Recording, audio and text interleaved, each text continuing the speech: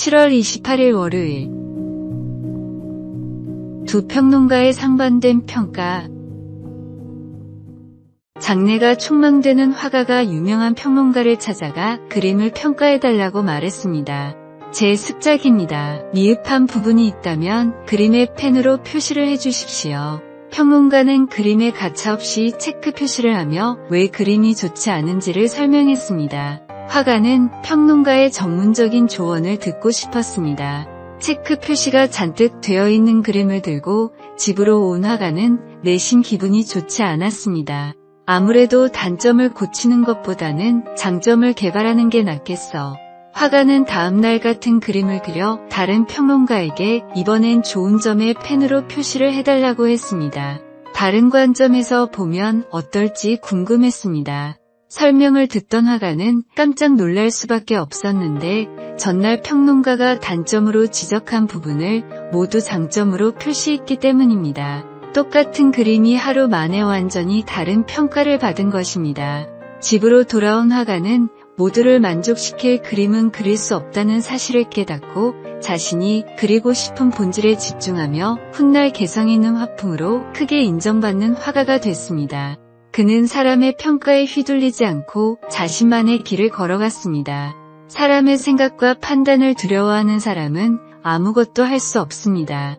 사람들의 의견은 제각각이고 모든 사람을 만족시키는 것은 불가능합니다. 하나님만이 우리의 참된 가치를 아시고 올바른 방향을 제시해 주십니다. 오늘의 말씀, 사람을 두려워하면 올무에 걸리게 되거니와 여호와를 의지하는 자는 안전하리라. 오늘의 만나, 사람이 아닌 주 하나님만 두려워하고 하나님만 기쁘시게 하는 일에 신경을 써봅시다.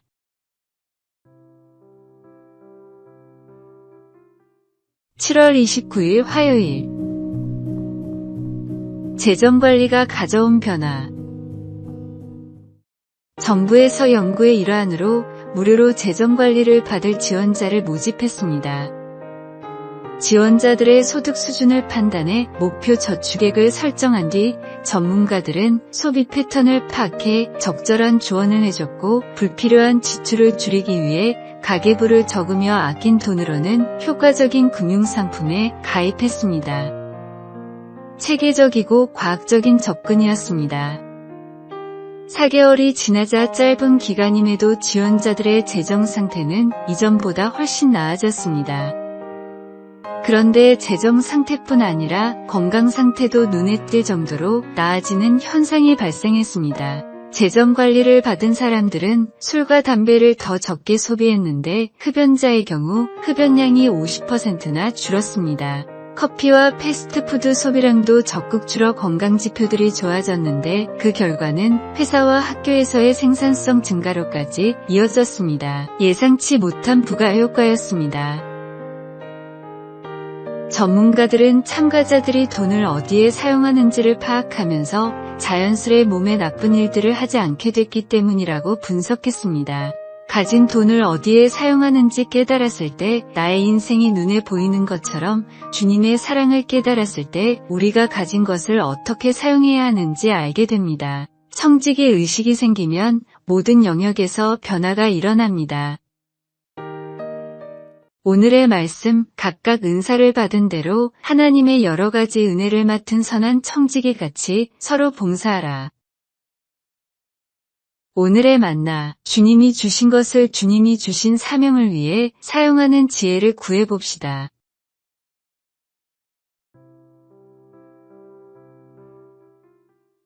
(7월 30일) 수요일. 베토벤의 하루 일과 한 음악가의 하루 일과표입니다. 오전 6시 직접 준비한 커피를 마신. 오전 6시 30분 작곡. 오후 2시 30분 점심 식사. 오후 3시 30분 앞보와 연필을 챙겨서 산책. 오후 5시 30분 간단한 식사와 독서, 휴식. 오후 10시 수면. 매우 규칙적이고 단조로워 보이는 일상입니다. 무언가 특이한 점을 발견하셨습니까? 규칙적인 생활의 이 음악가는 위대한 작품을 완성했을까요? 위 일과는 모든 역사상 가장 위대한 음악가 중 한 명인 악성 베토벤의 일과입니다. 베토벤은 별다른 일이 없으면 언제나 위의 일과에 따라 하루를 살았습니다. 그에게는 작곡이 단순한 취미가 아니라 매일 해야 하는 일상이었습니다. 베토벤을 위대한 음악가로 만들고 장애도 극복하게 만든 것은 하루 8시간의 꾸준한 작곡과 충분한 휴식이었습니다. 특별한 영감이나 천재성보다도 매일 반복되는 성실함이 그를 위대하게 만들었습니다. 좋은 습관은 위대한 성과를 이룹니다. 나의 삶에서 가장 중요한 것은 무엇이며 그 일을 위해 어떤 노력을 쌓고 있습니까? 우리의 신앙생활도 마찬가지입니다. 특별한 체험이나 은사보다도 매일의 작은 순종과 성실함이 우리를 성숙한 신앙인으로 만들어갑니다. 오늘의 말씀, 그들이 날마다 성전에 있든지 집에 있든지 예수는 그리스도라고 가르치기와 전도하기를 그치지 아니하니라. 오늘의 만나, 매일 반복해야 할 좋은 믿음의 습관을 만들어 꾸준히 실천해 봅시다.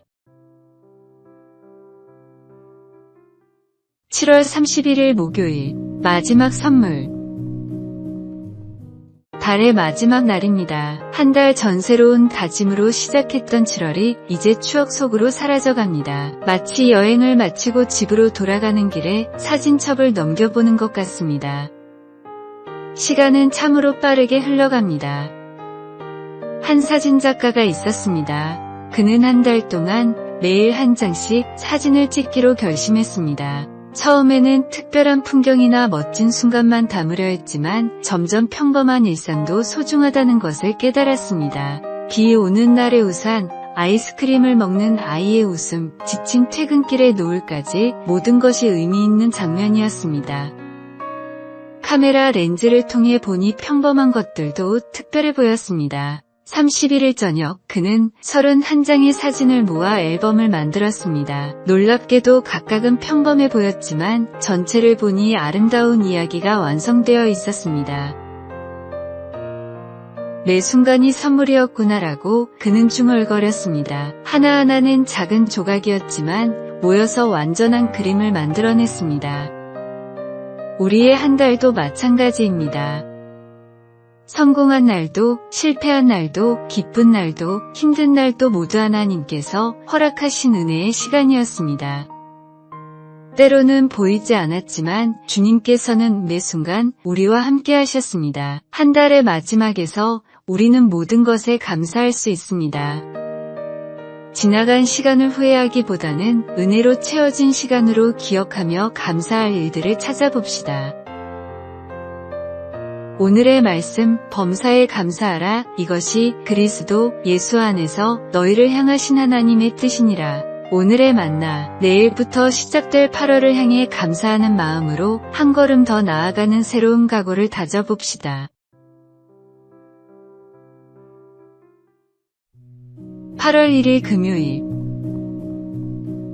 로드바를 떠나 새 삶으로.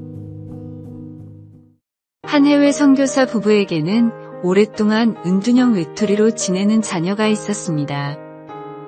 10여 년 이상 세상과 단절된 채 살아오던 그 자녀가 2년 전부터 서서히 변화가 일어나더니 드디어 취업에 성공하게 되었습니다. 부모는 자녀로 인해 흘렸던 눈물과 기도의 시간들을 생각하며 감격했습니다. 요나단의 아들 무비보셋은 그의 아버지와 할아버지 사울왕이 죽었다는 소식을 들은 유모가 안고 도망치는 과정에서 떨어뜨려 다리를 절게 되었습니다.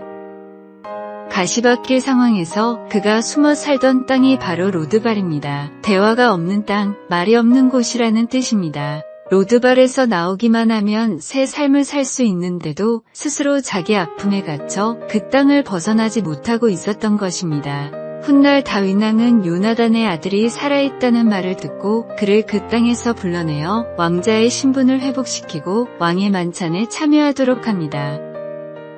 이는 무비보셋의 다리가 고쳐졌기 때문이 아닙니다. 아물지 않은 상처를 안고 평생 살아야 할지 모르지만 주님의 부르심으로 자신만의 로드바를 떠나면 누구나 이 은혜를 누릴 수 있습니다.